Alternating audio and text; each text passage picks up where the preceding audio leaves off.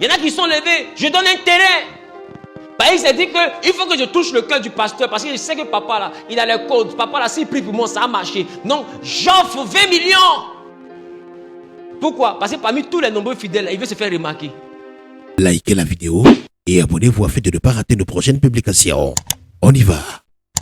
Parmi tous les nombreux fidèles, il veut se faire remarquer.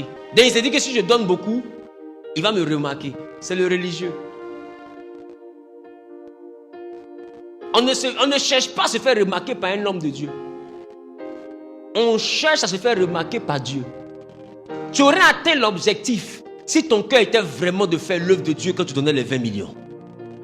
Mais puisque ton cœur était d'attirer le regard du pasteur, la Bible dit celui qui donne pour être vu a déjà reçu sa récompense. Ça veut dire quoi? Si je donne pour être vu par le pasteur, dès l'instant que le pasteur m'a vu, Dieu ne me doit plus rien. Parce que la raison pour laquelle j'ai donné a été accomplie.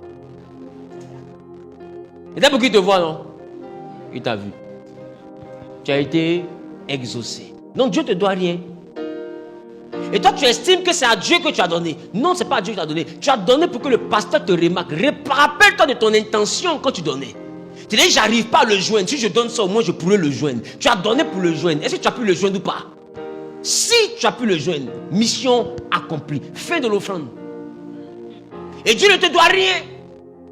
Le problème, c'est que vous faites des choses par calcul pour atteindre un objectif humain et puis vous attribuez cela à une relation divine en attendant de Dieu une réponse pendant que ce n'est pas pour Dieu que vous avez fait. Le lien pour l'intégralité du message se trouve dans les commentaires ou dans la description.